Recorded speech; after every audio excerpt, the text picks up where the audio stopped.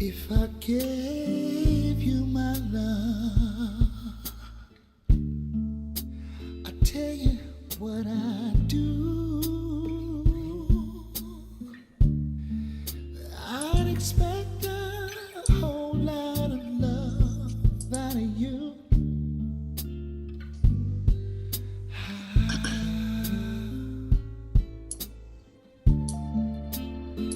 You got to treat me good, and I'll be good to you. There's a whole lot of things you and I could do, baby.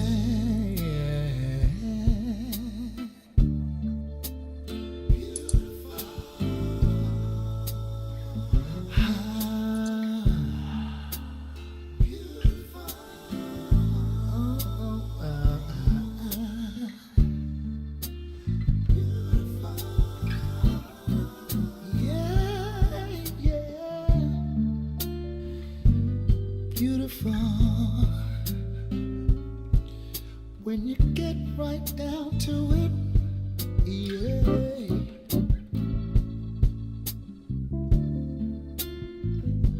You're beautiful, and I wouldn't change one thing about you, yeah.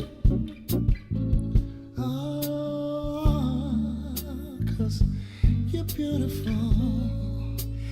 I don't mind telling the world about you, yeah.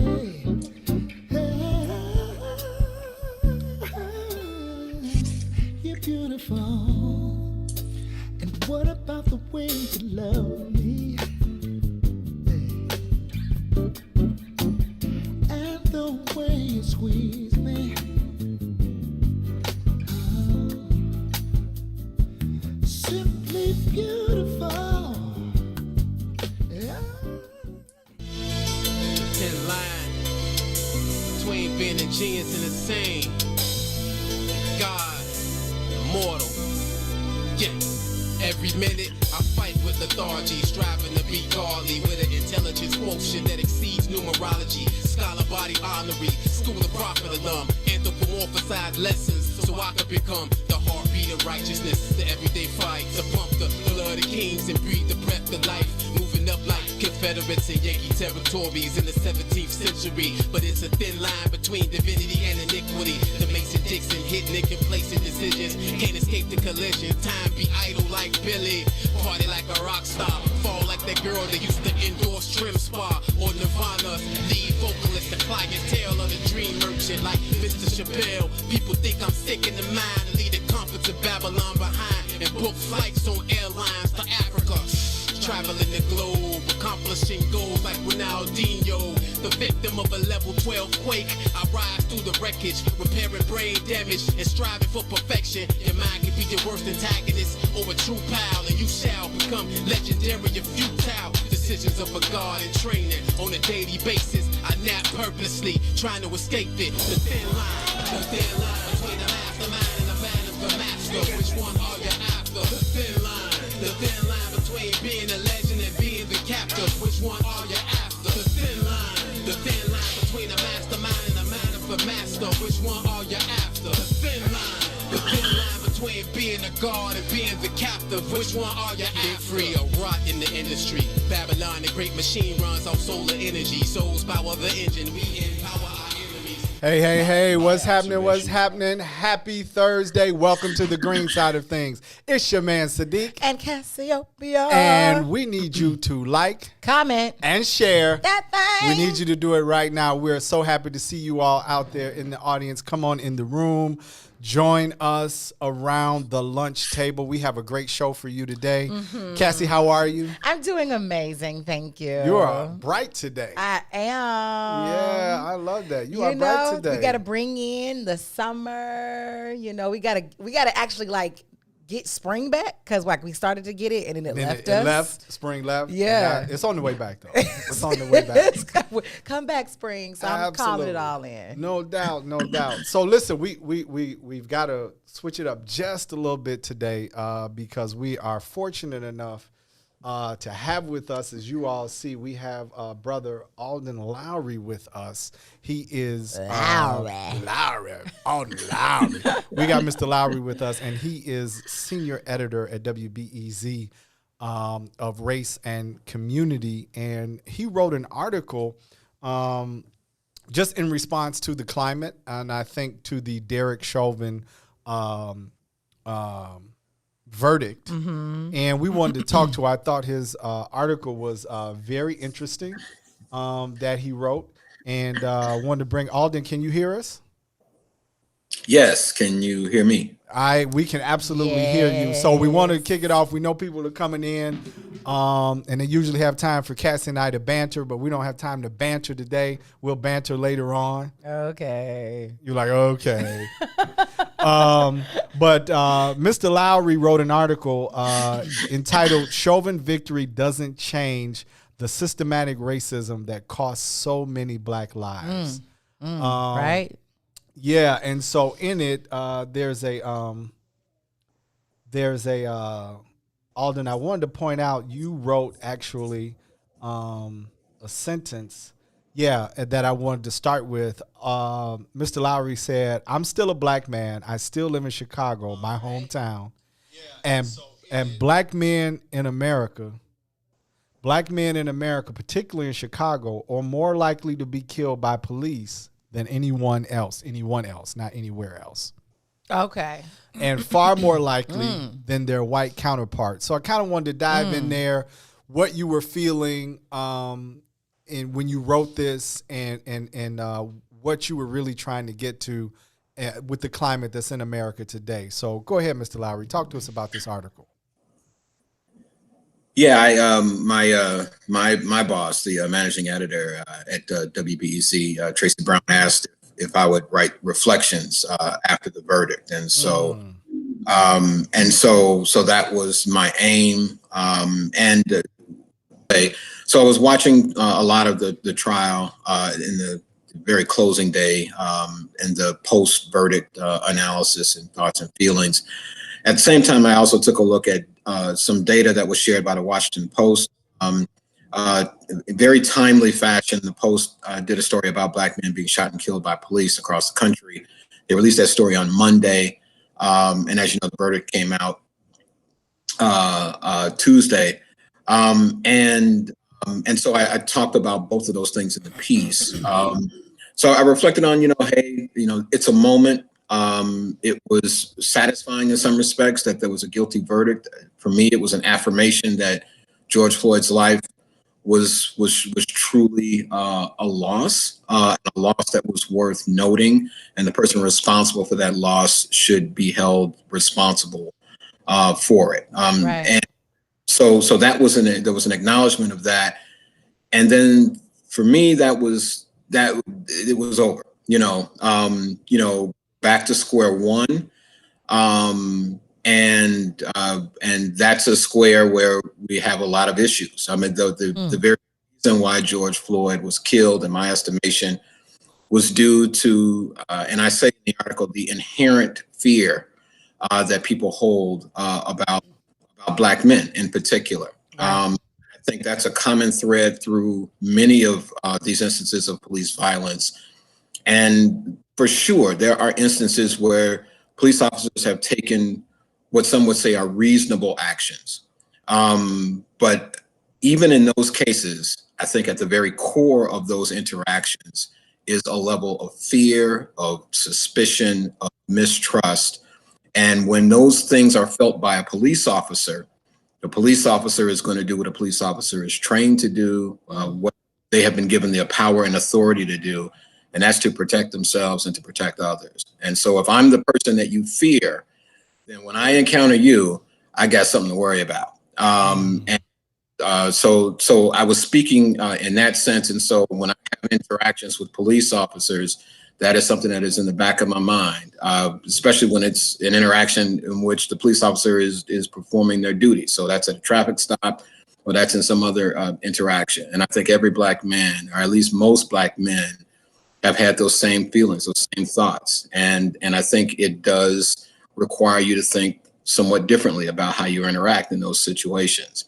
And there have been times when Black men have taken actions that have been perceived as threats, perceived as in some way making a dangerous move, and they've lost their lives. And when the light is shined brightly enough, we see that in fact those people may have taken actions that anyone would have taken, but because of who they were and the situation they were in, and the kind of the authority and the role that the police officer has in those situations, the person lost their life. And so I was speaking to that being a reality for Black men, and then I doubled down on that with the numbers, which show that Black men are 2.5 times more likely, or the rate of Black men being killed by police is 2.5 times higher than it is for white men.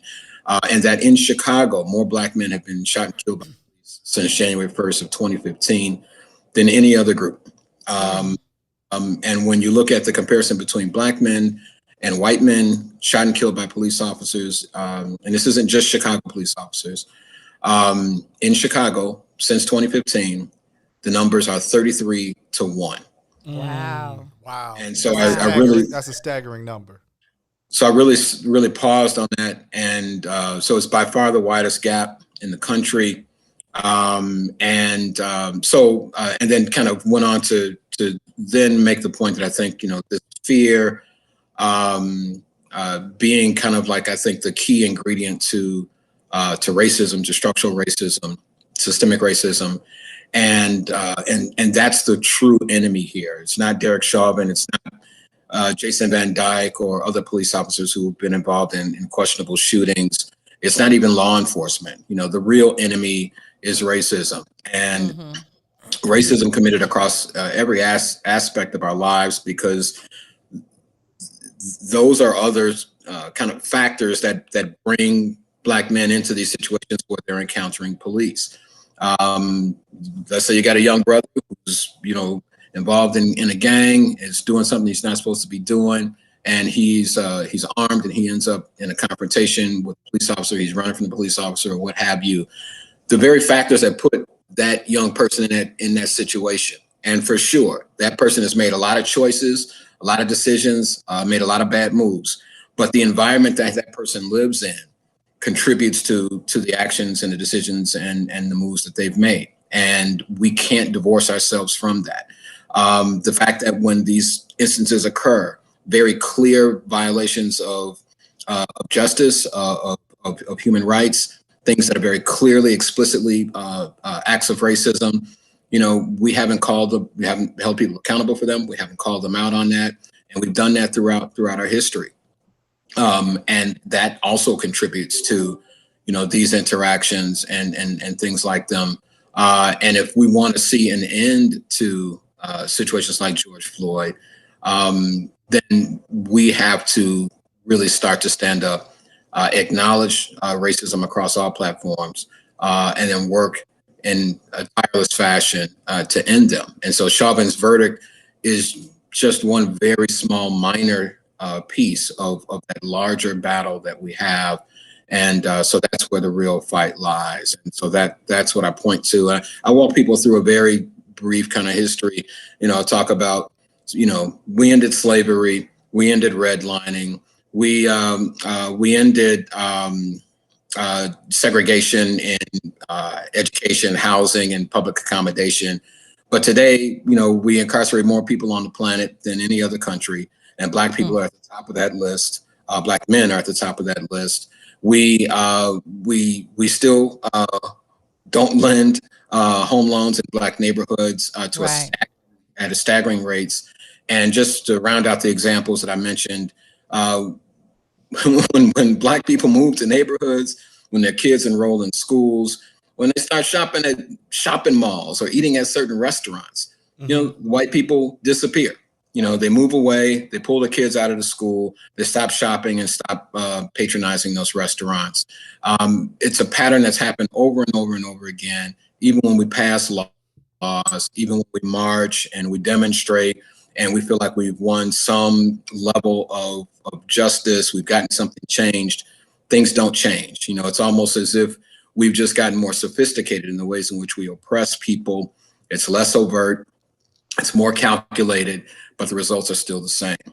And so, so those are all kind of points that I make in the piece, and kind of point to racism as the true enemy, which we have yet to acknowledge or conquer in any demonstrable fashion. So, so that's that was my take. Okay. Go ahead, Cassie. Yeah. So as we talk about, racism being, or the point that you make is racism is like the true enemy, right? I'm going to say something. It might not be the most popular thought process, but what if we kill race? If we kill race, will that kill racism? It's a real question. Yeah.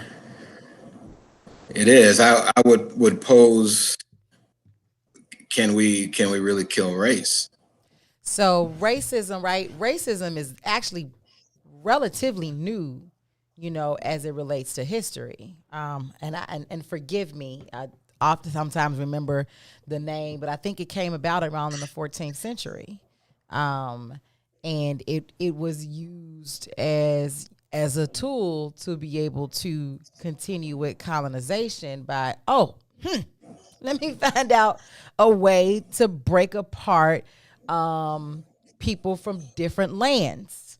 We're going to now start identifying people by color.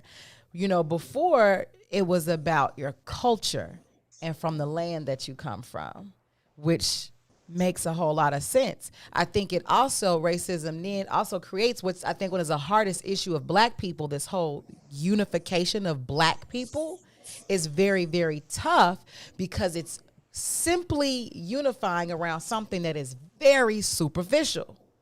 It does not go into values, morals, environment, traditions, or practices. It is completely only based upon the fact that you have people who are melanated, right? But when you really pull people together, people really come together because of not just their color or their skin, something so superficial. They pull together because of the culture and the land that they come from and the community come from, and something that bonds us. I mean, this is why we find so much inner issues with our people. Because we got so many subcultures that come from the Black race that doesn't truly have an umbrella culture. So, and some, like, and you some, know what I'm and saying? some of y'all don't have that. Right?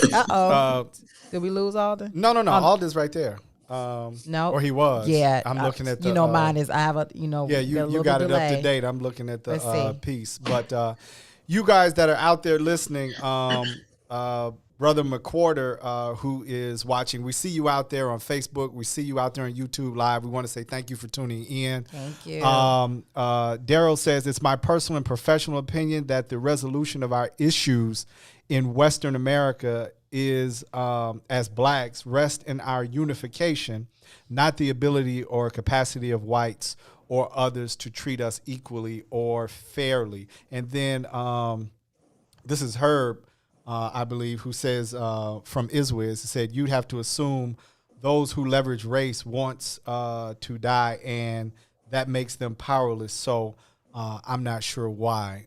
But I think in a simple answer to what you just said, Cassie,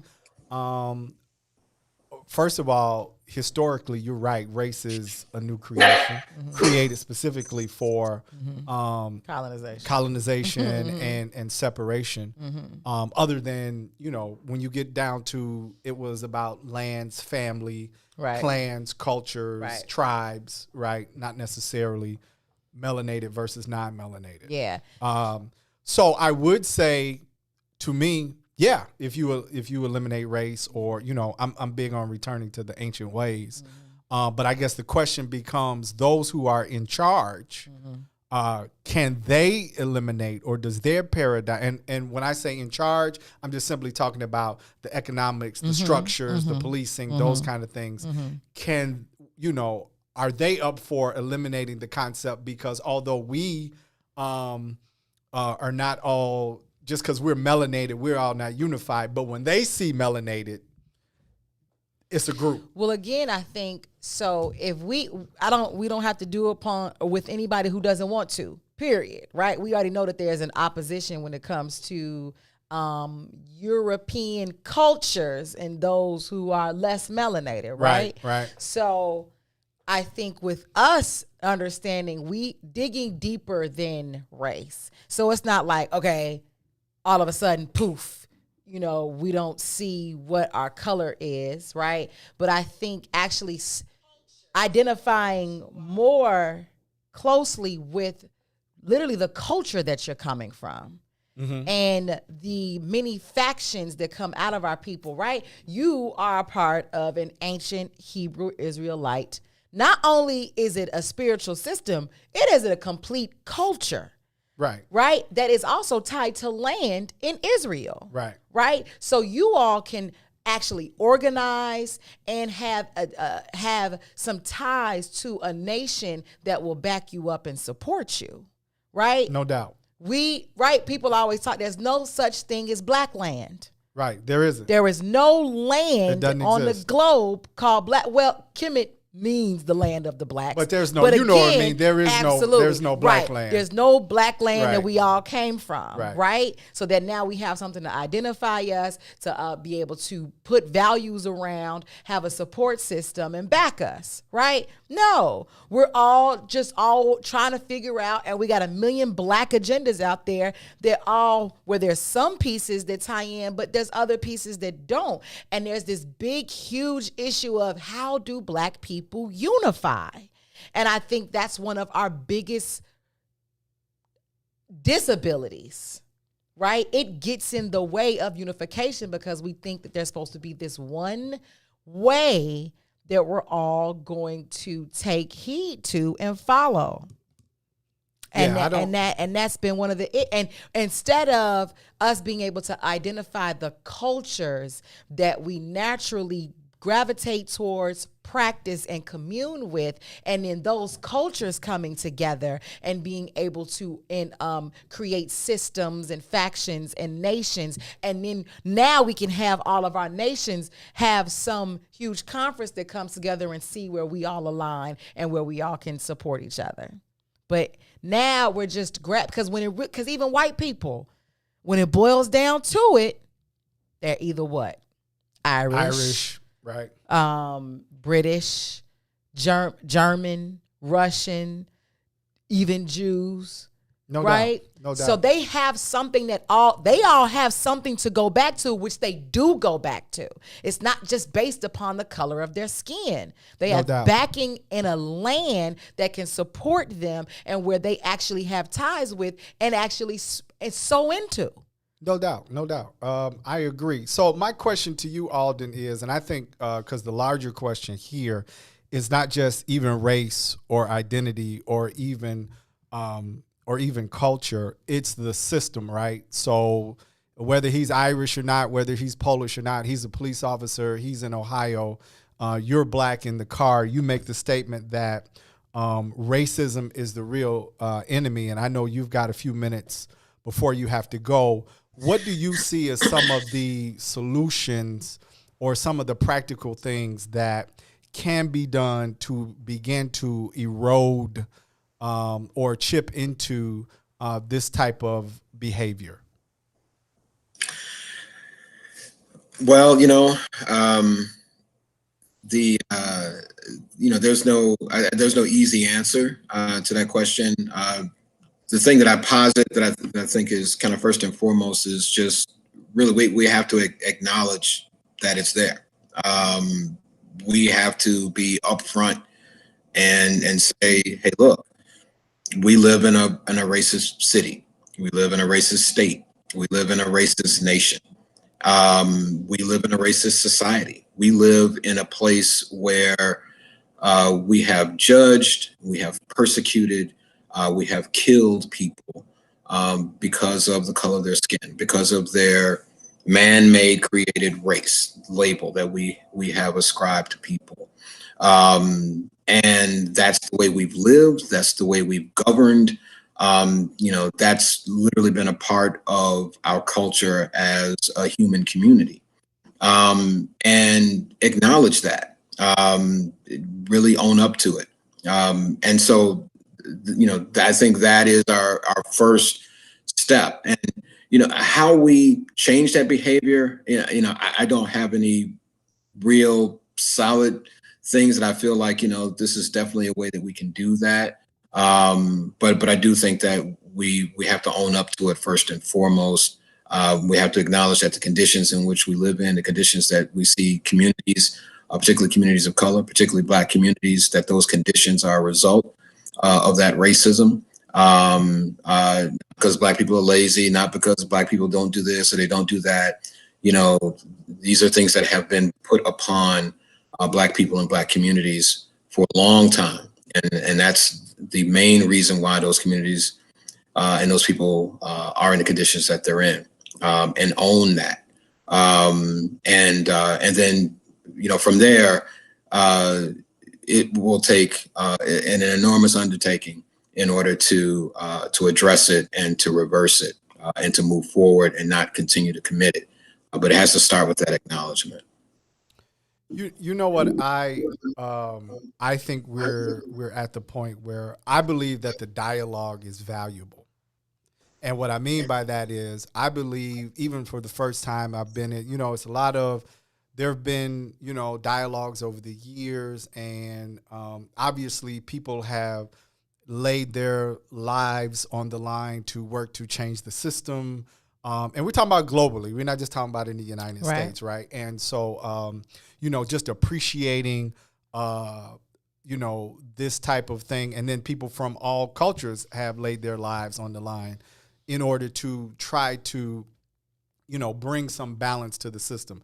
But I think us having the dialogue, right? I think pushing the envelope on the ideas and not staying in one narrow. I think we need to look at everything, I guess is what I'm saying. I think that we need to lay it all on the table, like what has happened, but I think we also need to lay on the table what's in our power, right? How do we self-empower? Like, it's been a lot done to us, but now that we know, like you said, the first step is to acknowledge it, because there may be some ways that we don't acknowledge it, right? The trauma that comes from it, family, that type of thing. So now that we know, what I am appreciating about this time we're in is I think that we are dissecting and laying it on the table. And I think we owe that to ourselves.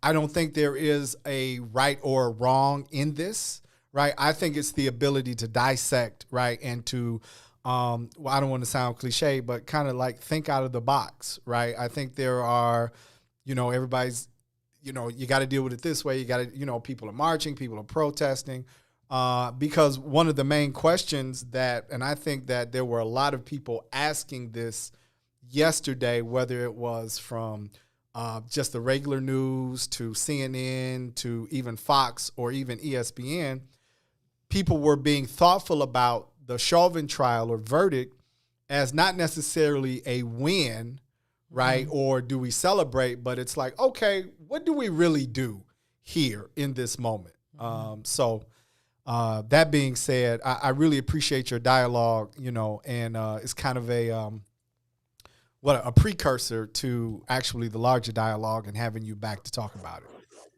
Absolutely. Thank you. Appreciate that. I probably need to run, but it's always great being on with you all. Hope you have me back soon. Okay, will do. So we're going to go to break right here. We need you guys to like, comment, and share. Bring some more people around the lunch table. It's Sadeek and Cassiopeia. And you're on the green side of things. See you after the break. WIIFTBPM. WIIFTBP. Media's just for you and me. WIIFTBP.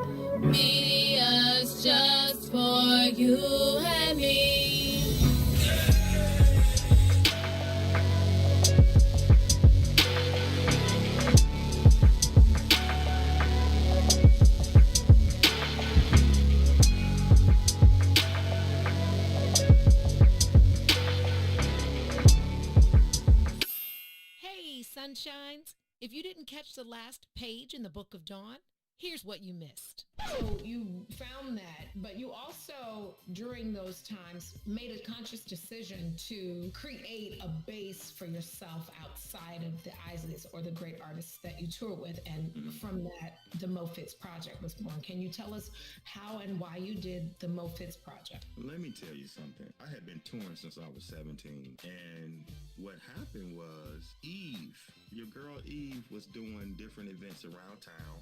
And I remember it was right on 47th Street. Yeah, I think it was Blue 47 or yeah, one of those spots. So Eve was doing something with them. So they were like, we're hiring bands. I was like, I'm gonna put something together and go play, play local. Let me do that. And through that situation from Eve, the Mo Fitz Project was birthed. I was like, oh, okay, this would be great to actually come home and put quality guys together and make music locally outside of the touring. I just found another joy in it. And crazy, remember Terrence Kane came up with the Mo Fitz. Oh, did TK? Yeah. Rest in peace. Rest in peace, Terrence was like, you need to call it the Mo Fitz, Reese D. Mo Fitz. Use your name. This is how that name came about. It was Terrence Kane and my girl Eve Bridgeworth. She was the launching pad for that. And then she would hire me to do different events. And she started hiring me to do weddings and stuff she was doing. And then it just kind of birthed into that. Don't forget to tune in weekdays, 9 a.m. to the Book of Dawn from the What's in It for the Black People Media Studios. Roll Tide.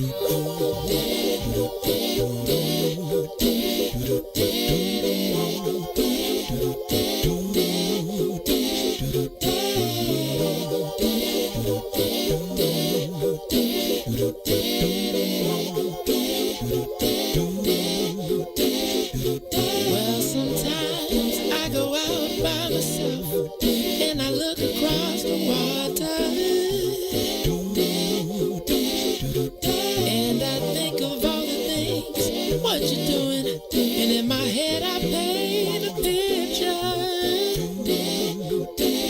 Well, since I've come home, well, my body's been a mess, and I miss your ginger hair and the way you like to dress. But won't you come on over? Stop making a fool out of me. Why don't you come on over,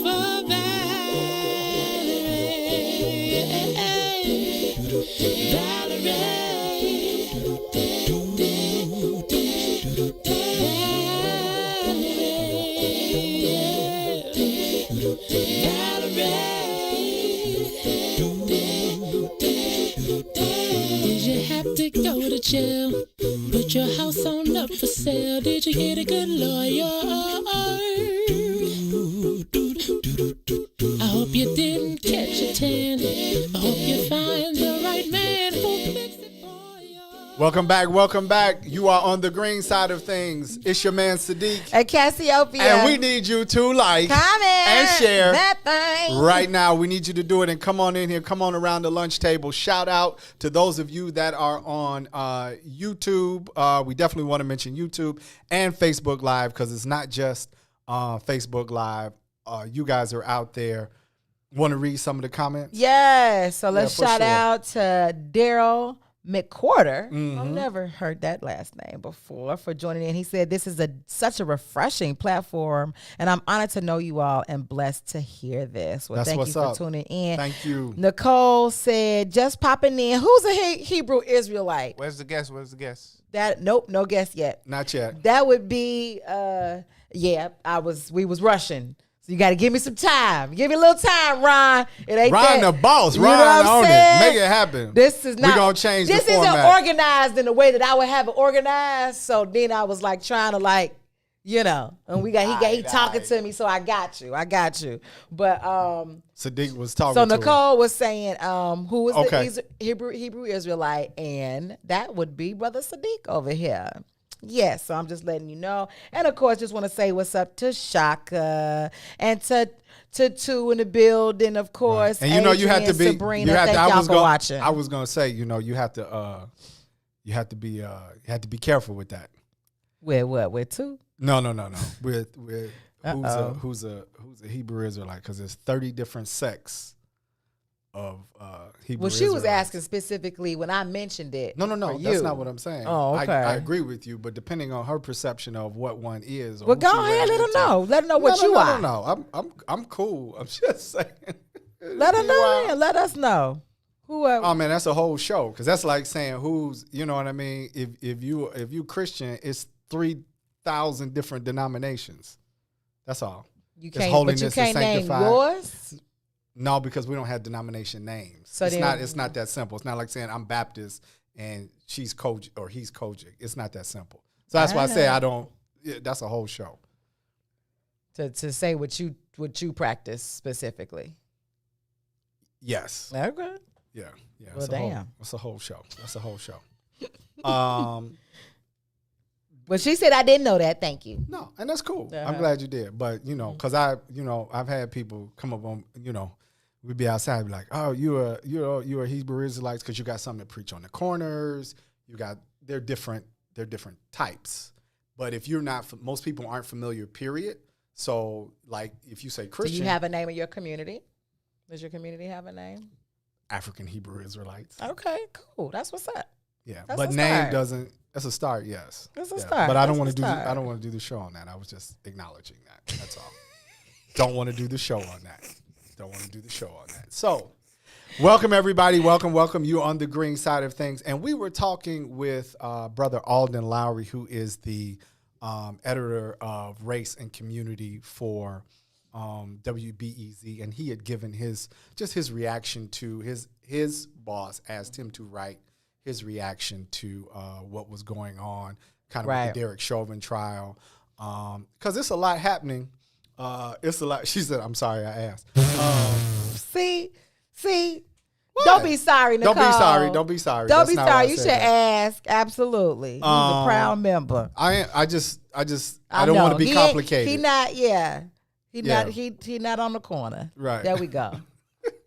So anyway, point being is that there's a lot going on in the world, and he was just addressing. He had, he's a researcher, and he is a black man that lives in Chicago, and just pointing out what was going on and how he saw things, right, and how he looked at it. So, but it's very interesting. I think that I like your view of, the fact that we've been calling for. I think that there's this,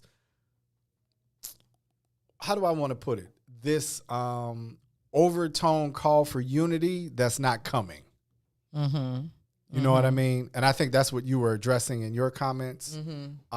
Maybe the call for unity that's not coming. But I also think that, we're going to have to be a little more creative in how we address the system. Yeah. And I don't think it's not coming. I don't think it's In the version that in the version that I think that we imagine or Right. envision, Right. that I believe that there will be like all black people who will be on the same agenda as whomever some leadership would be, right? Even when it comes down to Malcolm and Martin and Marcus Garvey or Jeremiah Wright versus Pastor Hannah. You know what I'm saying? Like it's really hard to get everyone to think in the same way. We have a lot of subcultures of black people. Very true. You got people who are very, religious in whatever their religions are. You have, our people that are strongly African-centered. You have people who are strongly gang culture, right? Because those are cultures. That's true. They're very strong parts of our culture. I don't think any one of them are bad overtly, but I do think that they actually create different factions. And I actually think because of the blanket way that I think this utopian envision of black unity, it actually breaks down those sub-factions and to strengthen themselves as individual factions so that we can come together as a megadroid. You know what I'm saying? So I think if we really kind of embrace the fact, okay, all right, we have all these different factions. Strengthen yourselves, get your systems together, and then we can have a conference and bring them all together again so that we can find out where do our agendas intersect. Right. So where are the points of where the basic points where we meet? Yeah. Yes. And kind of like our own United Nations. Absolutely. Kind of like our own United Nations. Yes, right? because we get lost and we get distracted by the differences. Oh, because you don't pray to Jesus. Oh, because you don't pray to Allah. Oh, because you don't pray to Ifa. Now I can't talk to you. Now I can't strategize with you. Now I can't organize with you.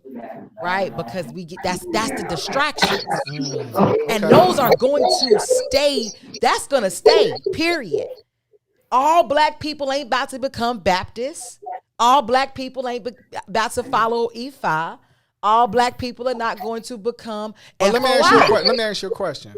Was it a distraction when, so for instance, was it a distraction when people voted for Barack Obama? I think it was a part of the utopia, right? No, but I'm saying, was it because 90, it was a very high number. It was their distraction towards us because we're so superficially attached to just the color of our skin. No, that's not what I'm asking. What was it? So what are you asking? You're saying that a lot of times our differences can be a distraction towards unifying. I'm saying there was a very high number of us, not them, of us, who 90-something%, which would say that there weren't any divisions at that point. Let me finish. So what I'm saying is because, right, we can all agree we're all black. So we all decided we see black person running for president. It did not matter if we actually knew what his agenda was, his policy, and how he was going to actually do something for black people or not. Okay. So the color of his skin was absolutely. So you're saying the unifier was the color of his skin. The unifying piece was the color of his skin, but none of our people, because of all the different morals and values and agendas of all our different factions, didn't really damn near line up with none of them. Okay, because the biggest that was the only thing we were able to come around the table was just black. Now what? What about the actual agenda? What about the things that we all want to accomplish and need? For the most part, black folks will tell you Barack ain't do nothing besides be black. Oh, I got it. I'm asking because it was a unifier. That was a unifier. So no was the fact that he wasn't pushing any of the aspects of those distractions, which I was talking about in regards to the fact that some people are Baptists, some people are. That's what I was getting at. He didn't push none of that. Right. All he had to push was I was black, and we was all in the boat. So the unifier was he was black. That's the only unifier. Okay. So that's my point, which is it's too superficial. Right? We can all say we're black and we need to unify. But if our values, our culture, our practices, and our traditions are all different, we're going to come to a difference way quicker when it really comes down to the planning phase of this than anybody else. Yeah, I guess I'm not presenting an opposition or anything to what you're saying. I was just noticing the fact that regardless of whether it was Christianity, regardless of whether it was this or this, there was a unifier that allowed. But he was a non-denominational unifier. Matter of fact, he even denounced his church to do so. He had to become so generic in order to be able to get our vote, to get that 90 percentile vote. He could not be connected to no faction of no subfaction of the black race. Well, let me ask you this, and I don't even want to really talk about Obama. I just find it interesting because you said he denounced his church in terms of becoming, but did he denounce his church in the unification of us or the unification of America or the blend, right? Right. So not necessarily yes, black people. He didn't do it because I don't think he had to denounce the black people. But I don't think what? he had to denounce it. Guess what? It was some black people that said he should have. Oh yeah, always. Because you're always gonna have that. I agree with right? you. But I think he denounced but that see, more so. And the other thing is though, even before having to denounce Jeremiah Wright, right? You know, he was still he's vanilla. He only represented those pieces that as black people we do connect with across all. Got you. He cool. Okay. So the unifies where he's cool. Yeah, he's swag. obviously black. He's got a black wife. He was a community. Right, that was a big thing. He was a community, what they call it. It wasn't activist, wasn't the term, I don't think. It was like organizer. Right? He was a community organizer. We like that. That sounds good. What community organizing around what? I can't tell you. I don't know if you remember. No, I don't know. I may be too young. Nobody, shut up. Nobody, that's what I'm talking about. No, I got it. So we're not pushing off of like real leaders with substance and agendas and values and practices and traditions. So yeah, and in that way, it was just we were lulled back to sleep, as they say, during his presidency. So I'm just really asking the questions to push the conversation. And what do you all think? What'd you say? Yes. Yeah, he's in now. He's in. Okay, all right. So I just wanted to kind of push the conversation because again, I think it's laying it out all on the table because there is this or there are views that when you get to larger political arenas, I think selling Kumbaya will come together. I think that's a big part of how it's sold or mentality. Right. And I'm of the opinion that we've got to do something new or again, I said I want to say out of the box. I think we have to see it from another way. And you guys let us know what you think. Let us know what you think out there. Drop some comments in the box. We're seeing some people that are really digesting what we're talking about because I think we're at a pivotal time to tell you the truth. And I think that there is extreme value to what you're saying. I think there's extreme value to what Alden is positioning, even from what I was hearing in the media, just trying to get a pulse on what people were thinking. They had the daughter of Rodney King on the news the other day assessing whether it was a victory because her dad was filmed getting beaten by police officers, but there was no the verdict was totally different, right? It was totally different. Yeah. Was it a different time, different era, right? That kind of a thing. So I'm just appreciating the honest dissection of how do we pivot to continue to move in the direction where we can all move in a way that isn't limiting or a way where we're hunted or a way where we have to be angry all the time or listen to moms on the news like enough is enough, you know what I mean? So when does enough become enough? And then how do we organize? How do we strategize so that everybody can be at the table without saying, I don't like the way you do this, and, these so-called limitations due to cultural differences. Yeah. So Philip Samuels says, not Philip Samuels, Daryl McCorder says, I wish I could call. I don't know if that number is If that's something I that we don't. can I don't use think. I or don't think we not. can do that in the afternoon. Oh, okay. Yeah. So, Okay.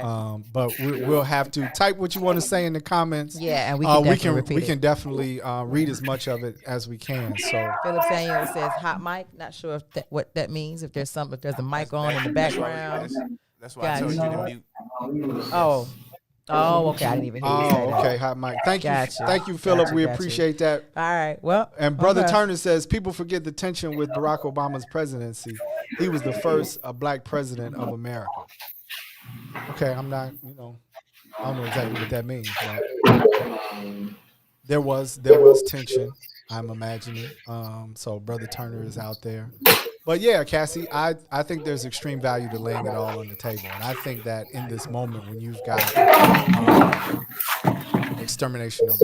exterminate all the brutes that's out, you got what's happening and people re-examining how we're positioned. Yeah. We were talking earlier about Adam Toledo, is that how you say it?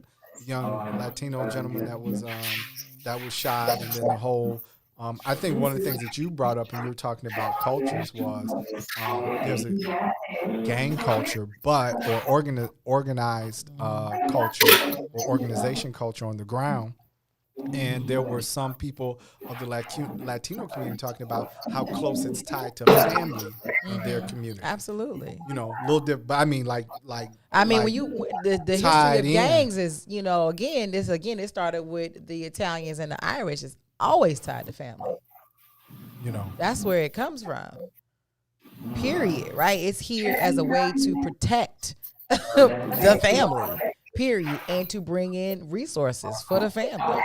Period. So that is the basis of all civilizations, right? Because when you start speaking of civilizations, that's something very specific, right? Those are people who organize, cities and ecosystems for a particular area and a certain set of people. Yes, that is the basis of civilization, is to have protection and to have some type of economic system that brings resources to those people. There's still loud background in the noise in the background. I know she sent go to the email. Do you still got that guest? Is he on mute? Is he muted? Well, it said out. Well, let me see. Maybe not. Maybe that's it. Is that better?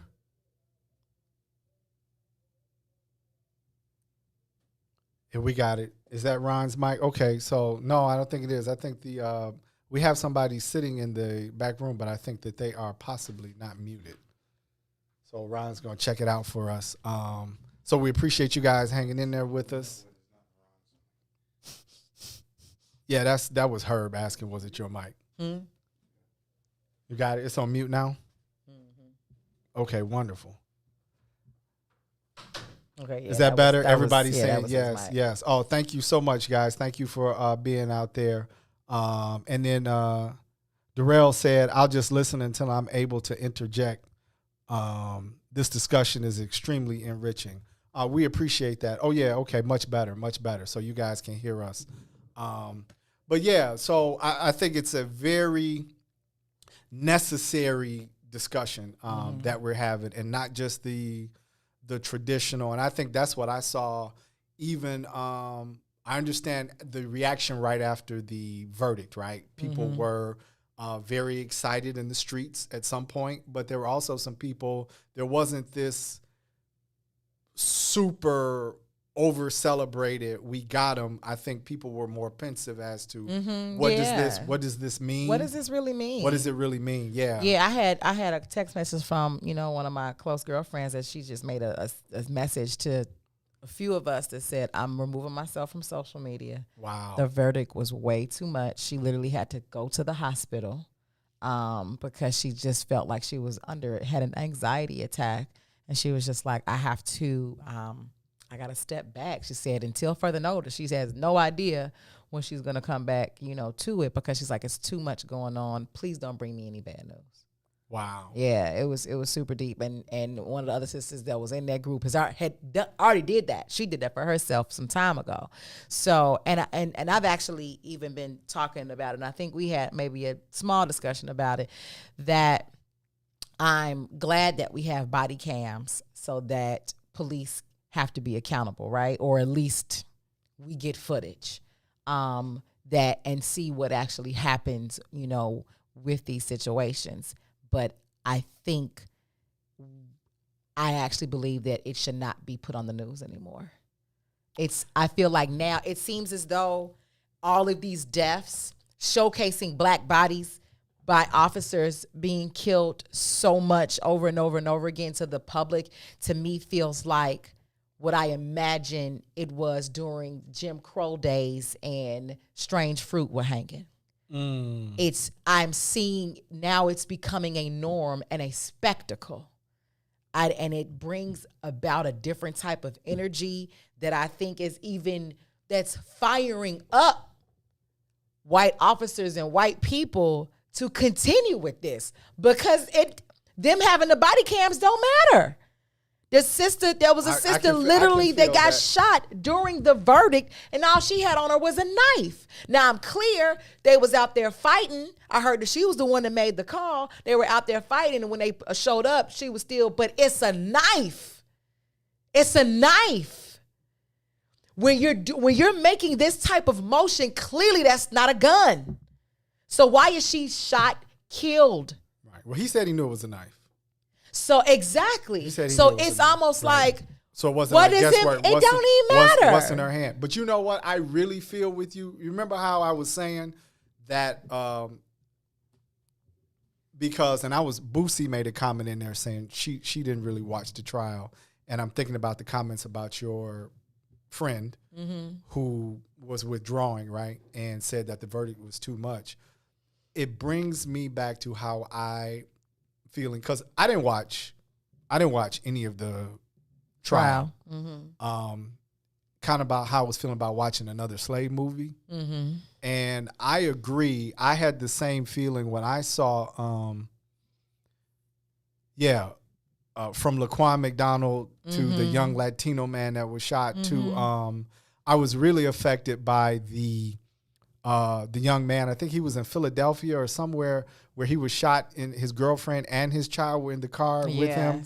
So the point about it being too much and being on display, I think it is socially traumatizing, even though they have the cameras, right? Because it's like, man, this is overwhelming to see on a daily and weekly basis. Yeah, it's socially traumatizing for us, and I think that it feeds the negative spirit for the opposition.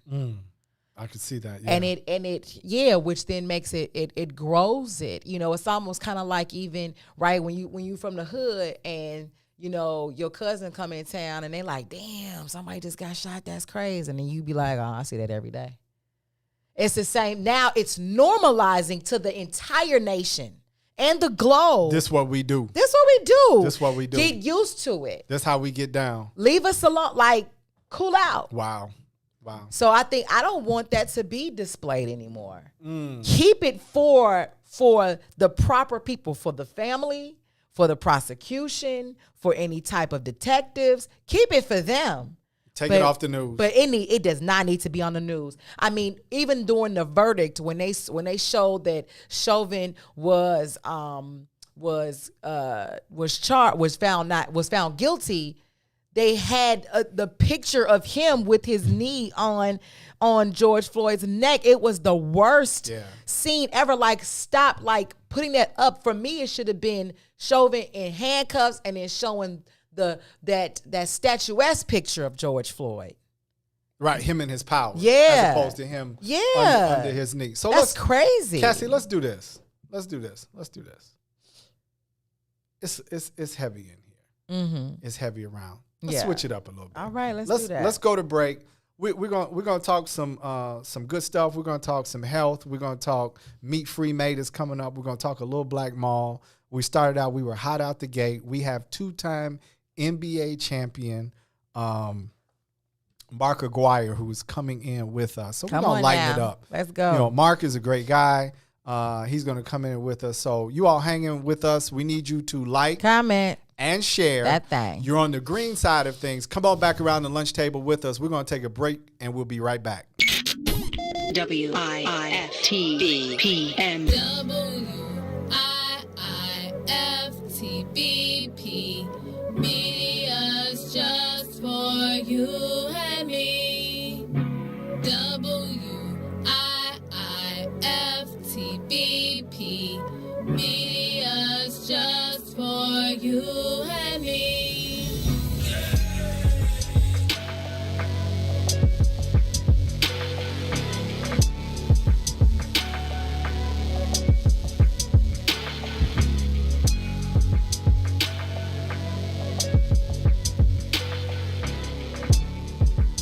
Listening to the most dangerous show in the morning. Our Attorney General Kwame Raoul. I have reached out to the Hospital Association and the Med Society to talk about how proactively we can talk about implicit bias in healthcare and begin to address the situation system-wide, because I've also simultaneously directed my civil rights team to begin to look at that and look at ways that it may have manifested itself. We've done so historically with regards to the nursing home industry, where you've had some nursing home owners that staff disparately. So if they're in a black community, they won't have much staff as they will in a white community. We've taken that on from a civil rights standpoint, and we're prepared to take on other instances of implicit bias in healthcare. Utilizing your office to investigate civil rights and healthcare as a civil rights issue. That's actually pretty powerful, and it demonstrates how we have to be working in coordinated efforts with our elected officials in places and positions of power.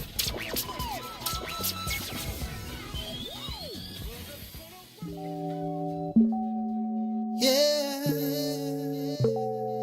Ooh. I miss your kiss. Oh, your kiss is one of a kind. It feels so nice. Girl, you do it right. I miss. Ooh. Oh, girl, you don't go too fast. You take your time. Just how I miss. Hey. Oh, you kiss it, then I'm drifting off your love. Keeps me floating, girl. I miss. Oh, and ooh, it feels so good. I'm gonna come down. Girl, I'm missing that love. Come on. Ooh, babe, I'm missing all those kisses. Baby, bring those lips to me. Oh, babe, I'm missing all those kisses. Baby, bring those lips to me. Come on. When you're not around, girl, I'm weak. I swear I be hearing things. Oh, yeah. And if I cannot have you, girl, I'm fiending. Oh, that's such a talent you bring. Yeah. Oh, and day is too long. If I can hold you in my arms, if I can find a real good love. Ooh. Welcome back. You are on the green side of things. You're in here with Sadeek. Hey, Cassiopeia. And we have two-time NBA champion, Mr. Mark Aguirre, sitting in with us. Mark, how you doing? Yes. How you say that? Cassiopeia. Cassiopeia. Yep. Wow. Where does that come from? Oh, well. I need to know. Wait. Watch this. Uh-oh. Yeah, I mean. She is an Ethiopian queen in Greek mythology. Okay. And she's a constellation. She's the W that's in the constellation. She's, I think, really close to the North Star as well. No, your mom and dad went there? My mom and my grandfather used to read a lot of books on constellations. Okay. And my mom at the time, she was very militant, and she said, I want her to have an African name, but she wasn't familiar with different African names. Okay. So she was like, well, Cassiopeia is an Ethiopian queen, and she's my favorite constellation. So that's what she named me after. That's wonderful. Oh, that's cool. Yeah. I just, That's all when good. someone has a name like that, I just want to know how that happened. That's all. Yes. Oh no, That's I all love right. it. I love it. Mark, how you feeling? Doing well, man. I can't complain at all. I don't complain, so No, I'm good. It's good to see you. And let me do this off top. And we've got Brother William Morris with us. No, He's actually he dropped out. Did he drop out? Yeah. Okay. Not sure what happened. Yeah, but I just want to say it's an honor to have you sitting here. We love and appreciate you. Cassie and I were talking about it on the way over. Native Chicagoan, DePaul, like history in Chicago. And of course, he's back. Number 1 overall, drafted 81. And then just a storied career, NBA record holder. And I say that because, it really is an honor. And as somebody that I watched play ball, well, thank you. Didn't really enjoy the Piston thing. I'm gonna be Hey, listen. But no you know what though? I think the difference. It's a part of the game. No, it's a part of the game. But today, people are like, you gotta like LeBron. If you don't like LeBron, you're a LeBron hater. And I was, I often try to tell people that I grew up in the culture where you didn't have to not like the person. I could like you and not like the team you played for. You get what I'm saying? Absolutely. Like, we love Magic Johnson. We just hated the Lakers. Right. You get what I'm saying? Yeah. But today it seems, like if you say anything bad about a player, it's like you hating them personally, or I don't get it. It's the millennial time. It's millennial time. Let them do their thing. Yeah, millennials is like, hey, just whatever. It's almost like the 60s are back, right?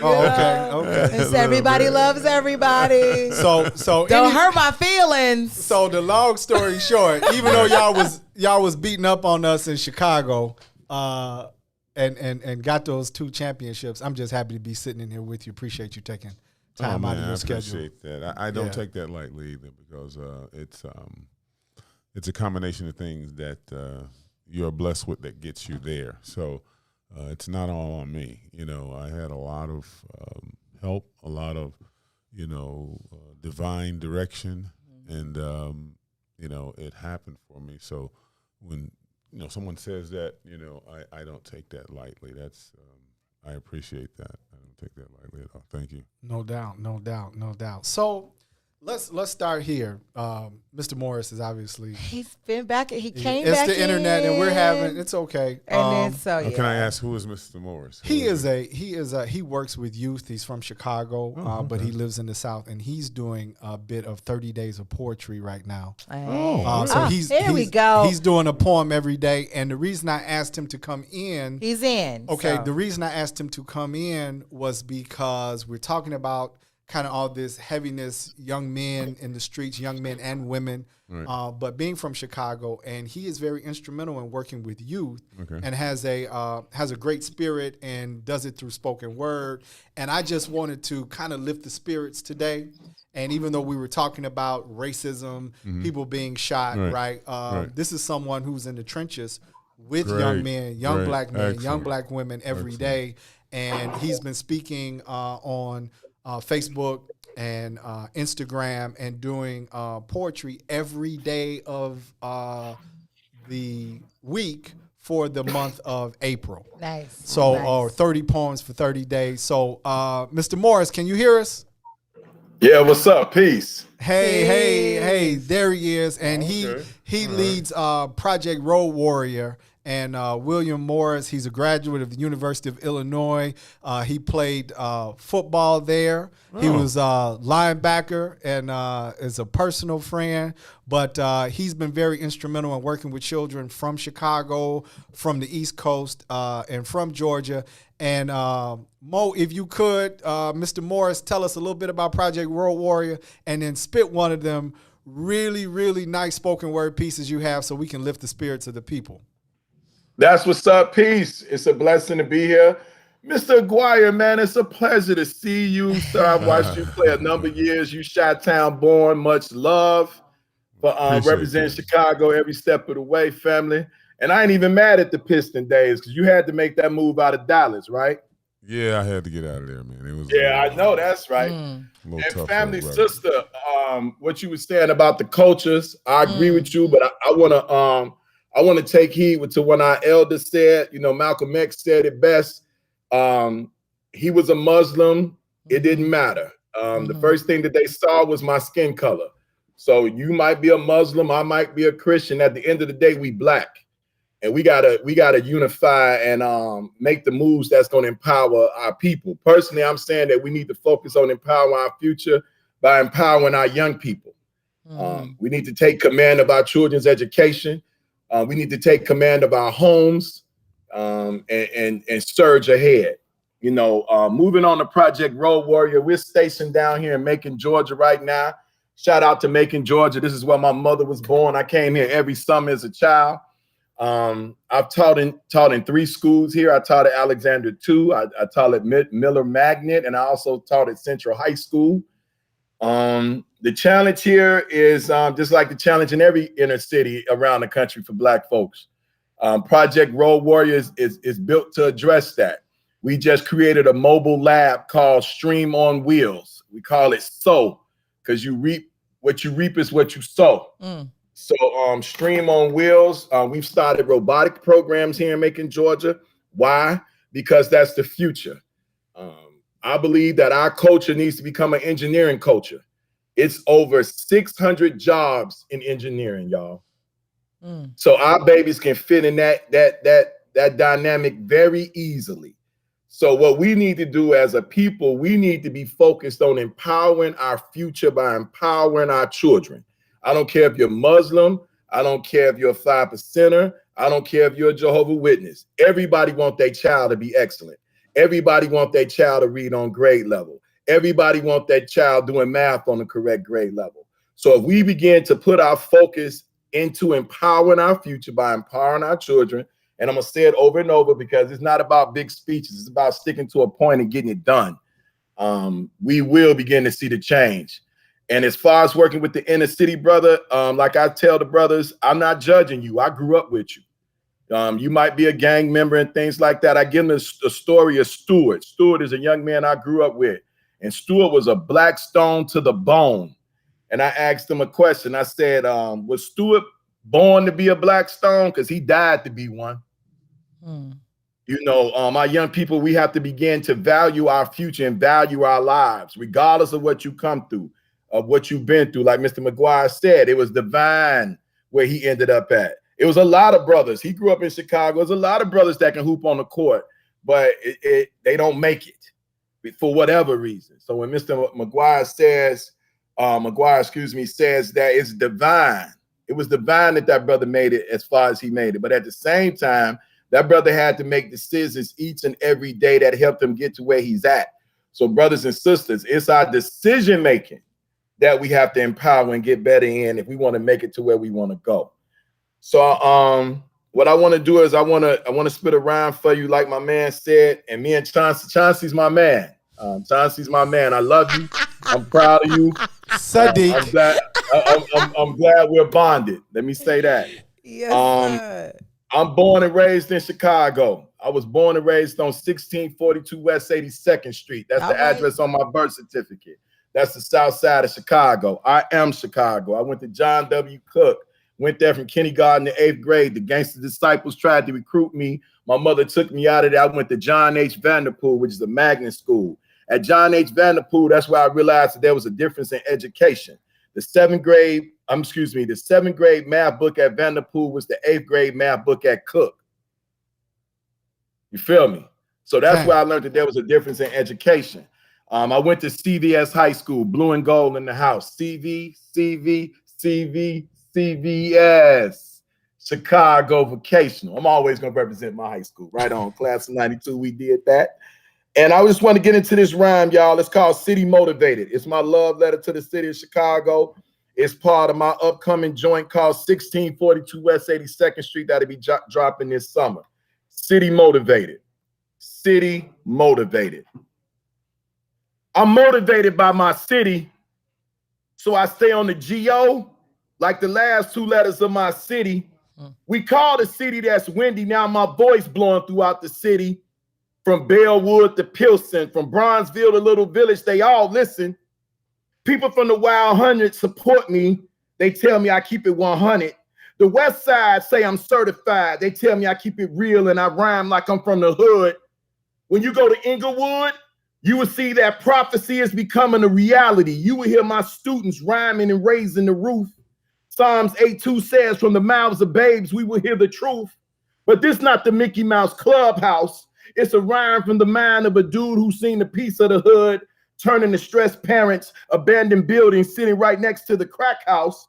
You see, this motivates the writer in me. It's in me to write about the crime at night, where those that talk in the day don't talk about what's going on around here at night. They too busy trying to make the best day for them and the associates that are with them, neglecting the people that are just like them. Now I rhyme for them.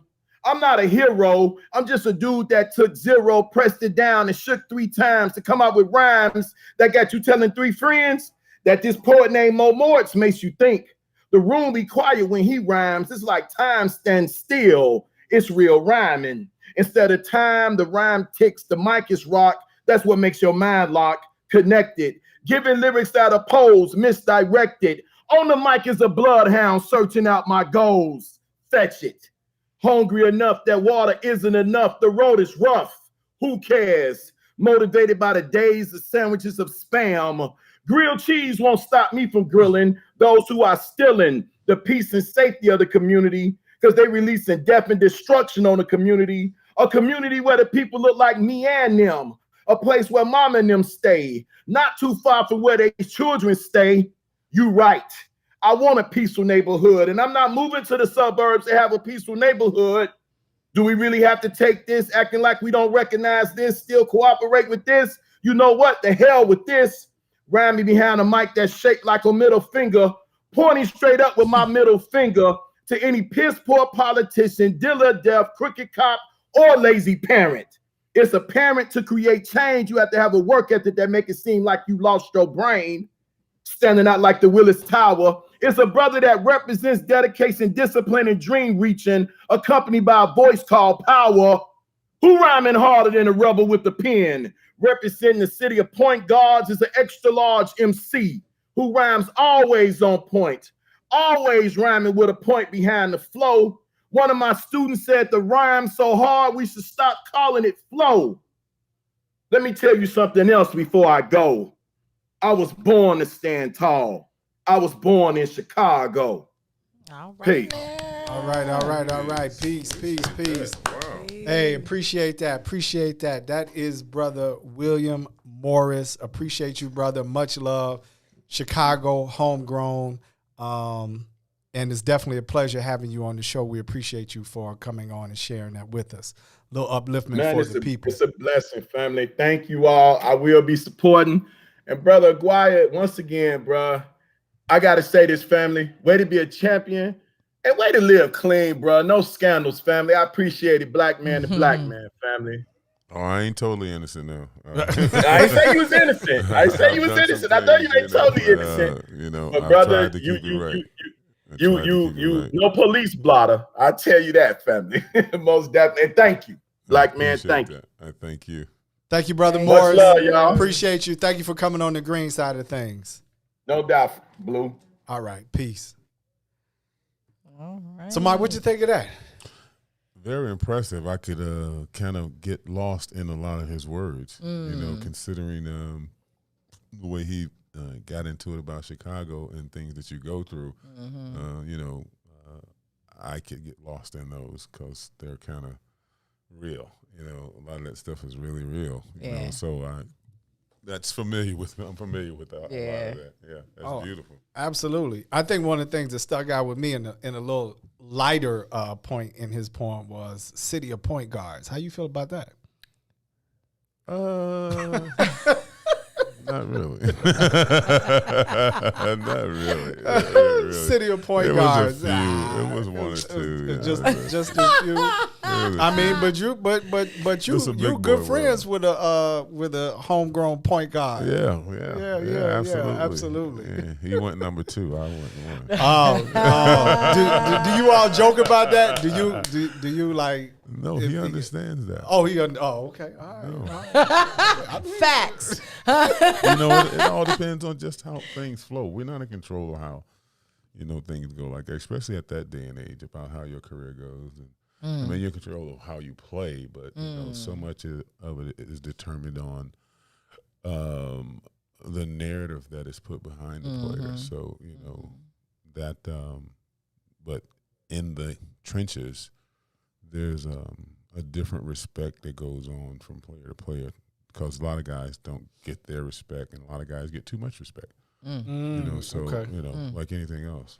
So were you? And this is I just out of curiosity, did you expect to go number one? I kind of knew it, from the fact of that in that era, in that time, the bigger guy was a more premium to the way we played back then. Okay. Now, it's probably depending on how dominant you are. Guards are of the premium now. In Isaiah's era and Magic's era, that it started gravitating that way. That you had to have that type of player. And before me, it was the big man. Everybody wanted the big man. And then came that middle guy around my time or a little bit before, and point guard. So it kind of changes on the way the NBA plays.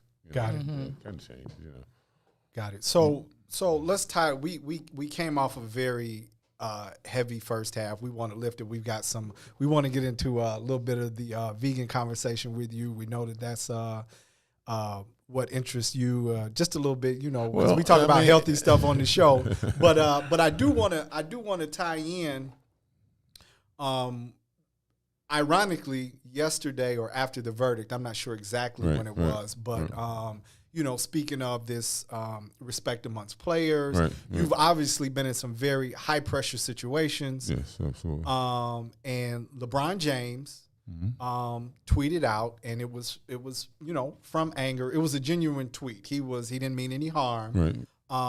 But over the shooting in Ohio, Cassie and I, we were just talking about that. The young girl had a knife. I saw that. Yeah.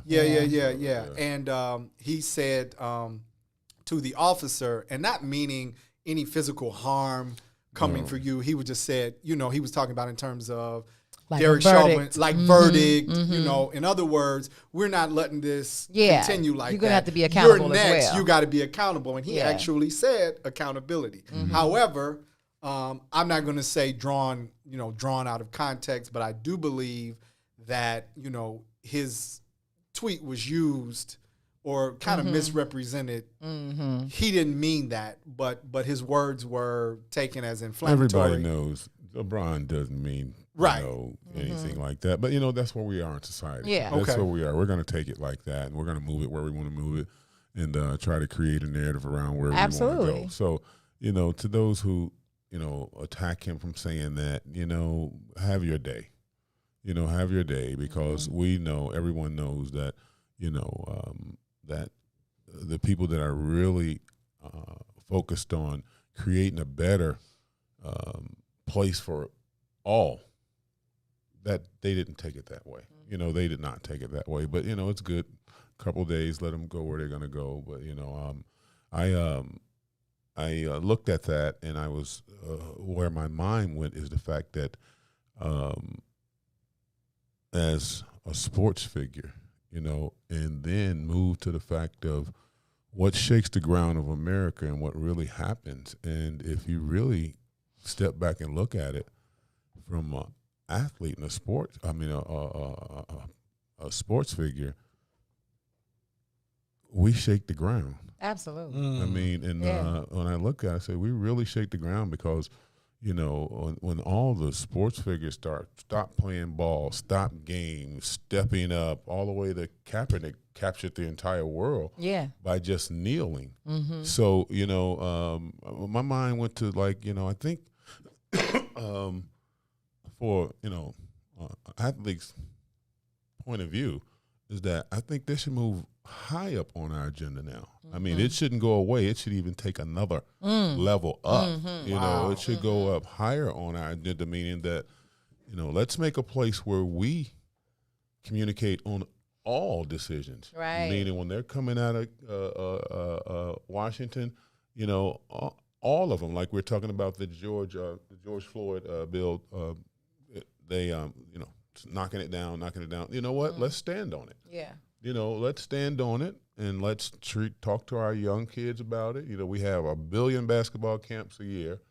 You know, and let's teach these young kids what that is about. Yeah. You know, because they just look at it as a George Floyd bill. No, let's get into it, you know, and not, you know, overwhelm the kids, but like, let's let them know what that's about. So then when they get older, they can stand on actual understanding of it rather than just it's because they killed him. No, you know, it is, but let's understand it. So, you know, when I look at that in the platform that we have, I think it should be a constant. It shouldn't be because something happens. It should be a constant. Like when anything comes out, we should have a word, not we're just going to come and we're going to stand in solidarity. No, we're going to have a person that is our spokesperson. Absolutely. In everything that comes out. No matter what. No matter what it is, we have a say in it. No, not just because it was shocking and it was, I mean, every bill, you know, everything that comes out,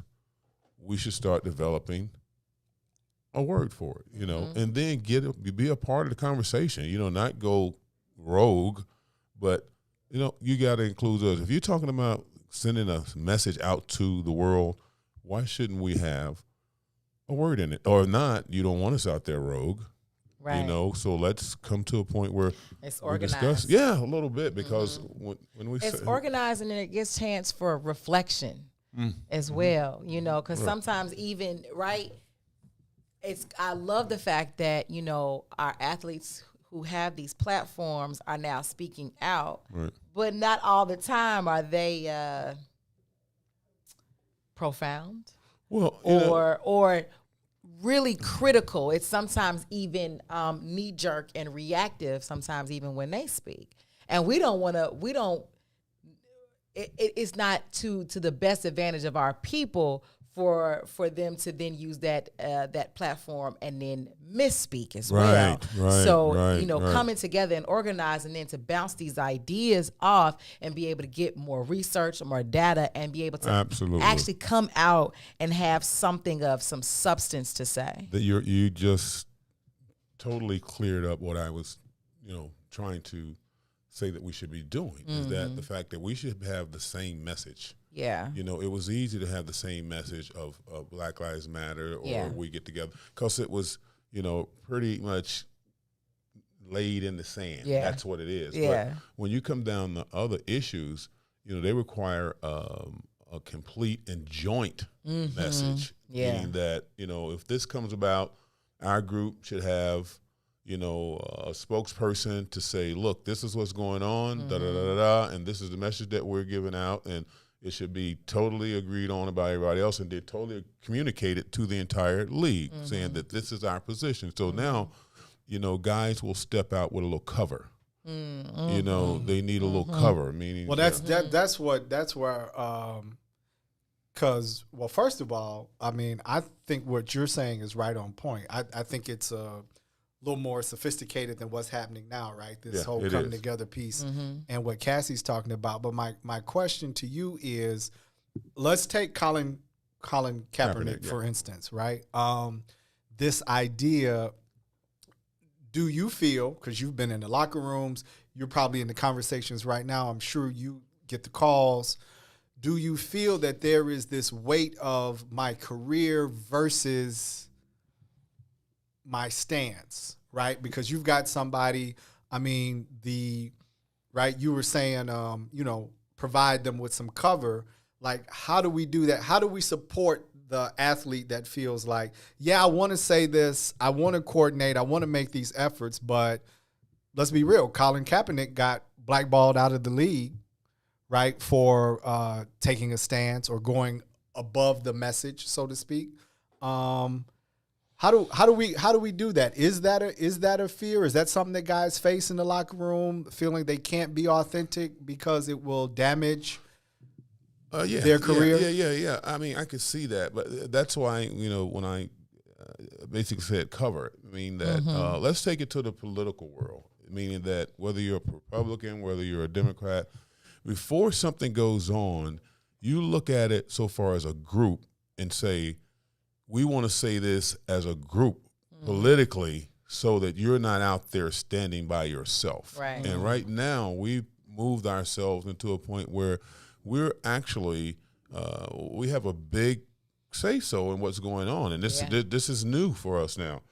And in being new, we want to provide, all the tools that our players and our need in order to be able to express themselves, and then the joint communication. Now we're going to be stronger as a unit, and then we can actually come together and make moves. I mean, even so far as, the voting stuff that's going on now, all the things that are being done to, snatch the vote, we can be, in that move and then say, hold it, if we say something wrong or we try to move this needle, that they're coming in. Yeah. Right. So now we become a little deterrent for, different states like they're doing now to put these laws in to say, okay, so if you're going to, put that law in now, like they're doing in Atlanta, every sports team pulled their all-star game out. So now that was huge for them. That's sports. Right. Yeah. So now we become, money being that's missed. Money. You're hitting people in their pocket. Yeah. Right. So if we become unified in the point that, not basketball, baseball, basketball, football, hockey, we're going to all have the same message. Like, look, and that message can resonate really around the entire country, globe. Absolutely. Gotcha. So, globe. I just think that in sports, we're at that point now where I think that, this is just me. It should be, a message between all of us, meaning that this is what we want to talk about. This is how we feel.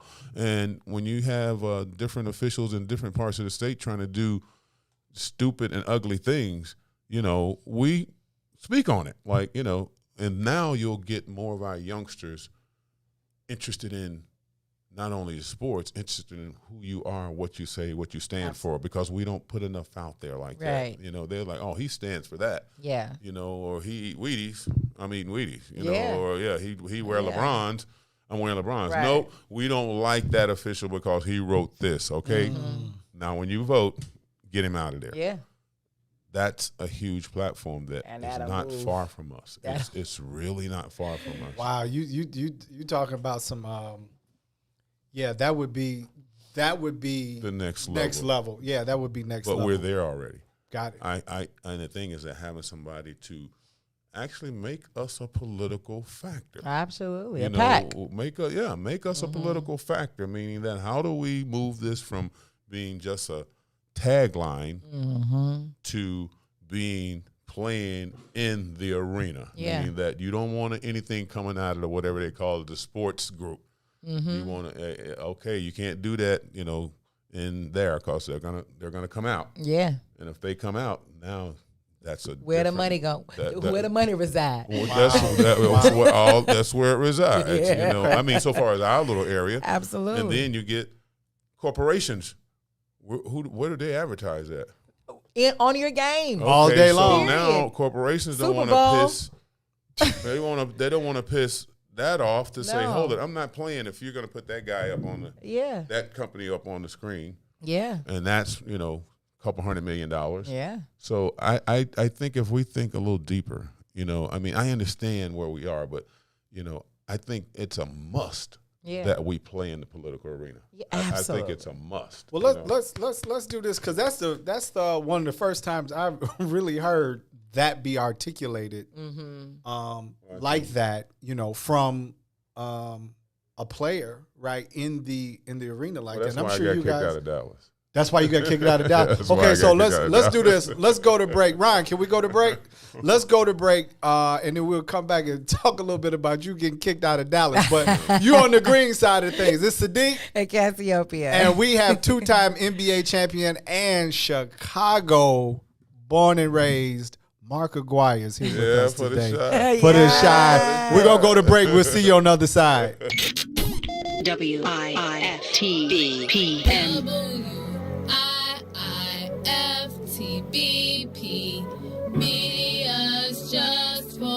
you and me. WIIFTBP. Media's just for you and me.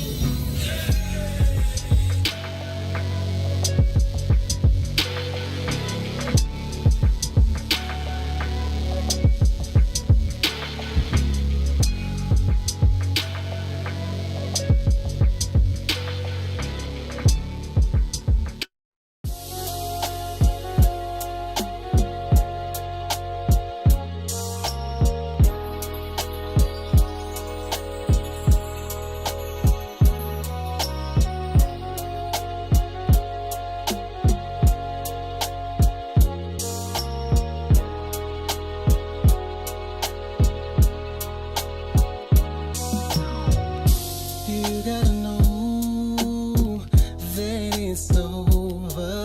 I gave all of me. My heart is empty. You promised you would change.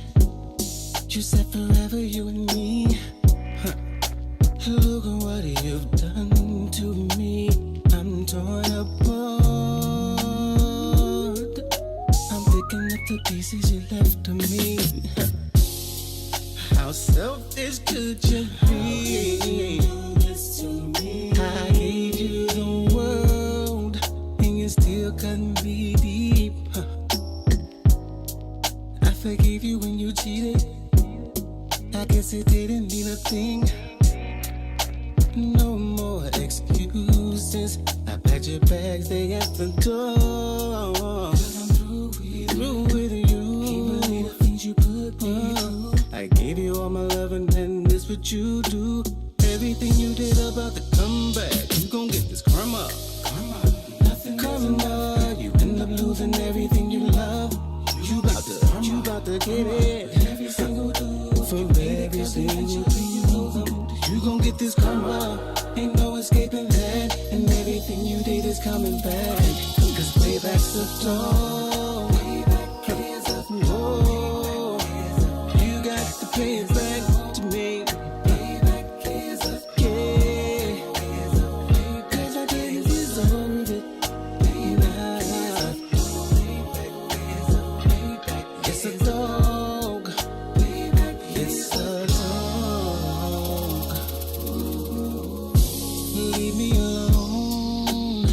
Can't take no more. Have a weekend from sleep. No more you selling dreams. No. 'Cause I fell in love with me. You kind of loving that on me. Welcome back to the green side of things. It's your man Sadeek. The Cassiopeia. And we are so Cassiopeia, happy. Hey, Mark loves that. We are in here. How you say We are Cassiopeia? in That's here. so Say it good. again, Cassie. Cassiopeia. We are in here. What are with- you have siblings? Huh? You got siblings? I do. What do they call you? Cassie. Cassie. Mhm. Okay, Cassie. Yeah. Cassie. I got a few people like from high school and stuff that call me Opia.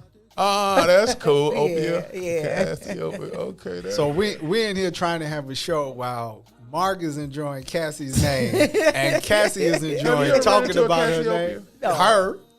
Have you No, ever been no, to Cassiopeia? no. So I have only heard of there's probably been like 4 people my entire life where they're like, I got a cousin named Cassiopeia. And I think the first time I heard it, it broke my heart.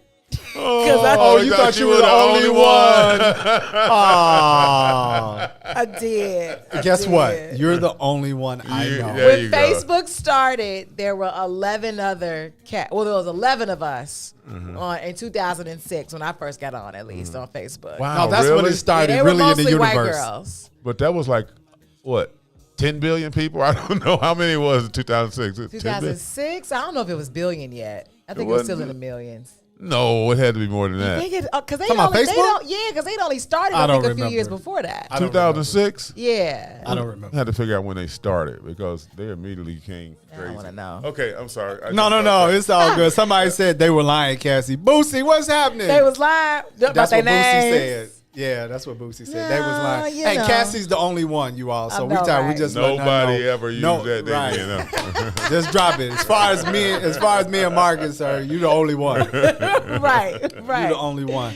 So I appreciate it. let me just say this, and we want to thank you all, but we need you to continue to like, comment, and share. that We need you to do it right now. Bring some more people around the lunch table as we go into this last 20 minutes of the show.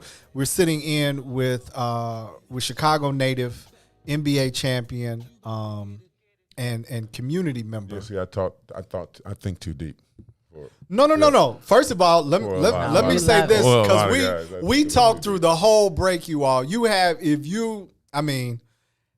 Man, Mark, you're a wild guy. Like, and what I mean by that is, I don't think there's any such thing. I was saying before this that we need to lay it all on the table and think about it. But you brought up something that, if we can talk about it, I don't know if you want, we were talking off air, but that I say as what we call an armchair quarterback. Like, I'm at home, I'm watching football, or I'm watching the NBA game, and I say to myself, he should have, right? He should have ran the ball. So yeah, so I'm acknowledging that it's a thought that I've had, but I didn't want to be as presumptuous as to say this is what they should be thinking on the other side of the screen, meaning the players, the former athletes, the Players Association. Right. But you brought it up, and you said that the players control the league. Yeah. And my question was, and I think Cassie asked the same question, is that really the thought and the talk? Because I've said that sitting on my couch. Like, I mean, if they say they're not going to play, everything's going to have to bend to them, because there's no game without the players. Right. Yeah. Oh, see, that's where the unification comes in. And you can't just say you're not going to play. You have to be unified for something that's worthy of being unified for. You know? And then comes that protection. Yeah. After you're unified, because no one wants to go out there alone. But I think in this climate right now, we are political now. Before this particular time in the world, it was a little, different to think of yourself commenting on different situations around the world now. But I think by this particular climate, it has opened the eyes of the fact that whether we want to be or not, we have just stepped into the stage of being a political entity. Yeah. So we are now. They expect to hear from us now. I'm loving this. So let me I'm getting. You're saying with the advent of George Floyd, right? I'll just take the climate going back to last year. The climate today. You go all the way back to Colin Kaepernick. Okay, let's go back to Colin. Let's put it there. Let's go to Colin. But the climate today, right, has allowed for the ability to. I don't know if we've shifted into it yet. But the ability for the players to have political capital.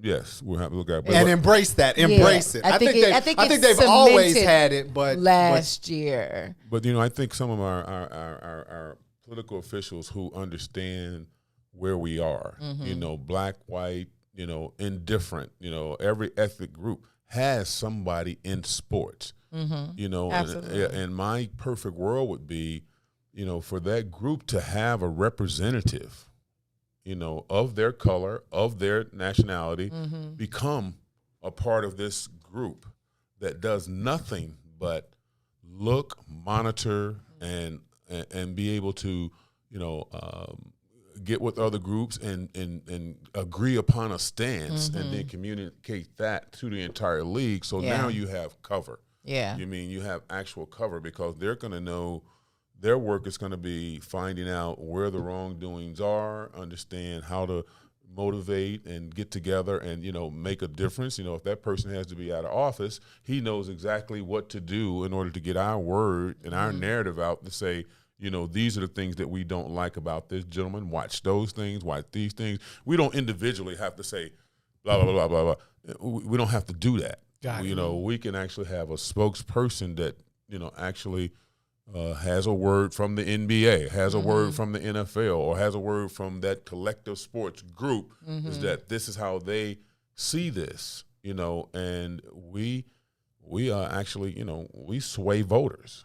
You know, and yes, we can sway voters. I mean, a lot of people that are in the community doing organizing, we can get right to them, talk to them, saying what is it that we need to do in order to be able to, you know, shed light on what's happening in our community. And that's a huge word. That's a huge word. I mean, that's a gigantic word. To all the money, when you say back the money, all the money in Atlanta, because when they pulled out the All-Star game, you start hearing from public officials there. Absolutely. Yeah, all day long. Yeah. So what I'm saying They count is on that. we have to look. It's money the city counts on. Yeah, we have to look Yeah. at the actual, I won't want to call it power. I hate calling it power. Responsibility. Okay. We have to look at the responsibility that has been put in our hands and use it, because that's for society. I mean, we're not looking at our position in society, meaning that we're supposed to play, but, you know, coming together, everybody has a say-so in right and wrong. Come on. And I don't think we're using our, you know, There you go. I don't think we're doing it. So, you know, I mean, I knew you wanted to go. I think about this stuff all the time. So, you know, I got kicked out of Dallas for actually. Yeah, all right. So that. behind the scenes, because you can read the stories. I mean, you said it. I'm curious. What's the? Yeah, okay. You got kicked out of Dallas because you're a thinker. What happened? Well, basically, you know, I think I've told this before here, is that I grew up a little different. I grew up at the age of 5, yeah. I grew up, I spent a year and a half in the hospital. So that's a long time. I had rheumatic fever. Okay. So I'm uniquely put in this position where I didn't leave the hospital. So in the hospital, every ethnic group, everybody's trying to get their kid healed. So I knew from every, you know, Indian, African, Asian, white, you know, everybody was there. So all of us kids played together. You know, so when we played together, at that age, is very instrumental in how you how you see the world. How you see, right. And so that's all I had as friends. I didn't see color. I really, it's hard. Some people say they don't see color, but I actually didn't see color. You know, I didn't know what racism was. I had never felt it, knew what it was like. Just another kid. Just another kid. Like you see those two little kids run up to each other and hug each other. Yeah. You know, that was me. Yeah. You know, so. Wow. Yeah. So, but when, you know, now that when I come out of this thing, you know, I actually, you know, eyes wide open at that point, you know. So when I see injustices, I see them. And in Dallas, I wasn't the judge and jury, but I would say, please look at this. You know, like my friend Derek Harper, played at Illinois, good basketball player. We drafted him high, number 1. And we had a point guard, Brad Davis, who was white, which was a good guy. I mean, do anything with Brad, love him. I don't see color like that. But when Derek Harper came, Brad was a little older. We drafted Derek Harper to be that guard. And at that point, I was the carrier. And let me tell you, carrying an NBA franchise is no joke. I'm sure. You know, it's pressure from everywhere. Yeah. I'm fighting I'm this. sure. When you lose a game, it goes straight to you. Right, straight to you. And I just made, you know, one of the things I did, I made the statement. I said, listen, it's time for Derek Harper, you know, to play. And the organization didn't like that, you know, and several other little things like that I was totally honest about. It didn't have black or white on it. You know, It was like, he's good for the game.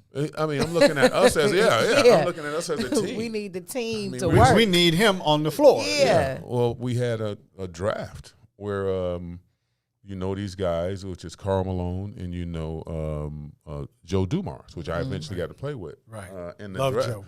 In the draft, as our conversation goes, when I left they call it a war room, and Don Carter, which was a owner at that point, you know, he allowed me to be in the conversation. I don't know how much I was really in the conversation, but he allowed me to be in there.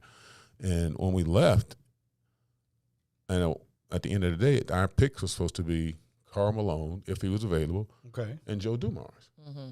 And, you know, it went different. We ended up drafting a good player, but he wasn't Karl Malone.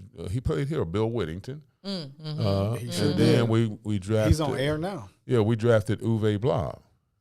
which you probably don't know.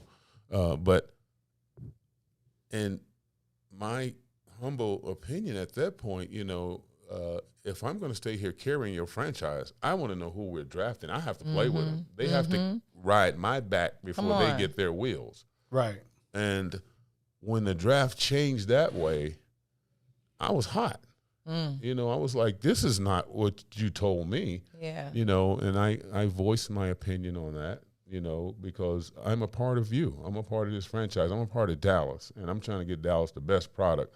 And I don't think that's the way it should go. So I kind of got on their bad side at that point. But I think I was expressing – I never put it out publicly, but I was expressing, my discontent for – us, internally for and I got on their bad side at that point. Okay. But I don't care about being on the bad side when I know it's it shouldn't be the way it was. So anyway, okay. That was like that. No, that's valuable. So we got a couple of minutes, and the questions in the chat. One of the, I think Boosie out there asked, who's going to kind of lead what you were talking about. And this is not as far as like a spokesperson. Yeah. This is not to put you on the spot. I understand, because these are conversations that are happening. But do you have any idea? The time is right. The climate is right.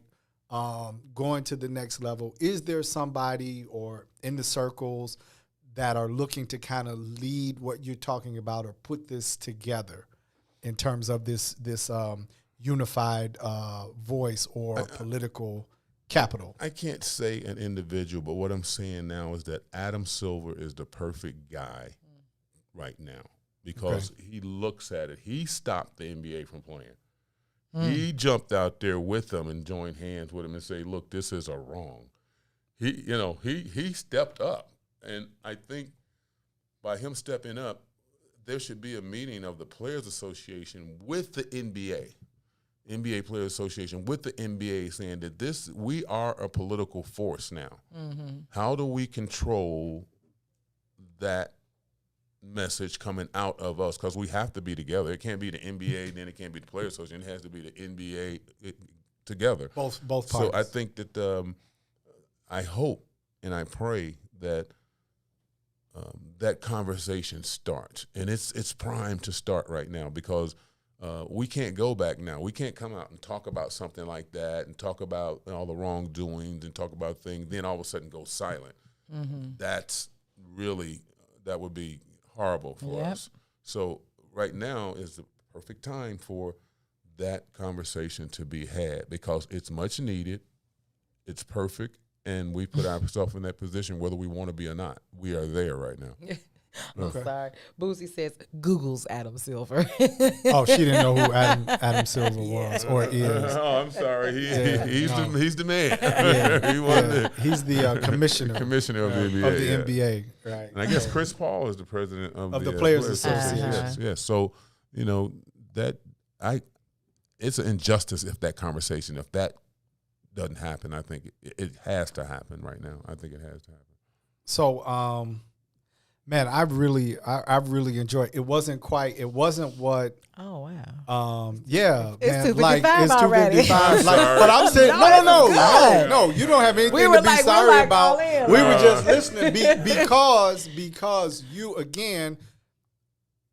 I've said similar things, but going back to being the armchair guy, or I'm like, yeah, well, why don't they just do this, or why don't they do? But to hear the level of introspection, right, coming from someone who's in the arena is a little different than what we think on the outside of the arena, or I would say on what I can understand that. Yeah. So sitting here actually having the conversation. So I'm totally appreciative of you just taking the time to express that and walk us through it, because I've never heard it like that from someone that's in the arena.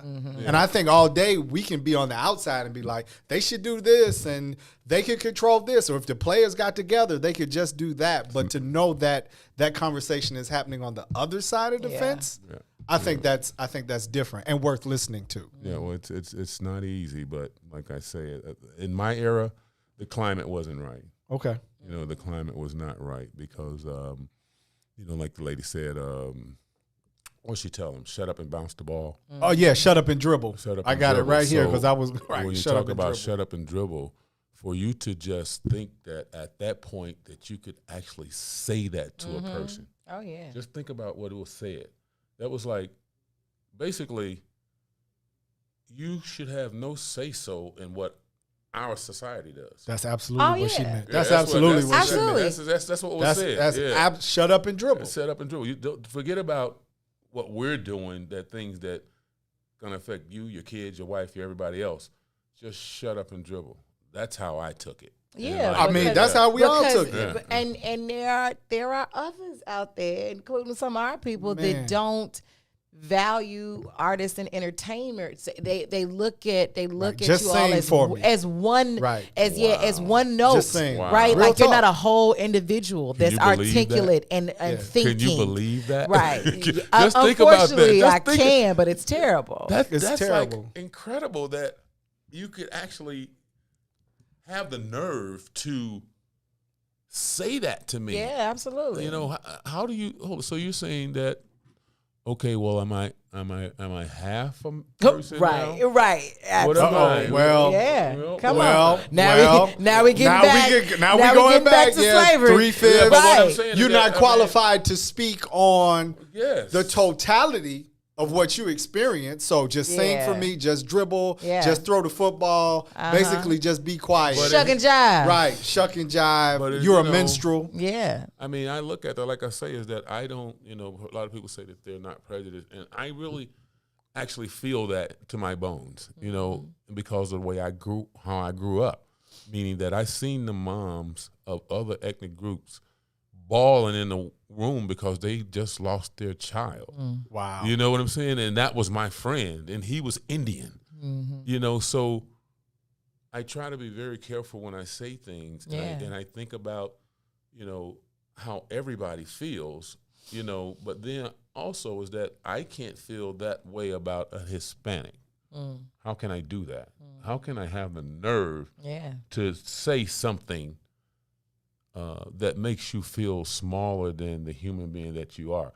That's next level. Yeah. You can't do that. You can't do that. Right. So let's Whole do this. human being. All right. We only got 1 minute. And Mark, I just want to say this though. We are doing 30 days in May.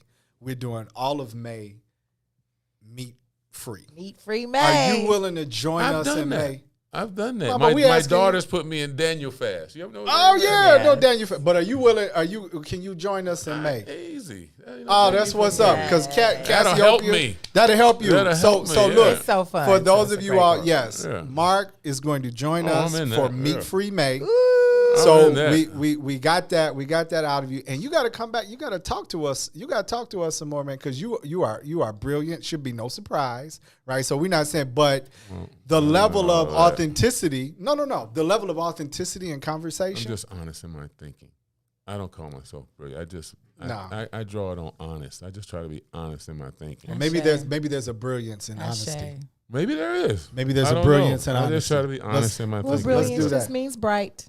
That's the light. See, That's the God in you. There you go. It's always. And that's another thing I'm pissed off about. Y'all don't get enough credit. Okay, so look, we gotta have a whole. the hater. See, No, he no, don't no, like that. He don't want to hear that. They don't. We just See did that a lady whole. back there, Mary back Hey, there? look, we just did a They whole don't get show. enough credit. They don't get enough credit. But we did a whole month of Y'all do not get salute enough to credit. women. Y'all do I not. know. Okay. I know. The hater. You did your part. It's over with now. Let me do the nasty before I get out here. Do it. Why do they only have their month?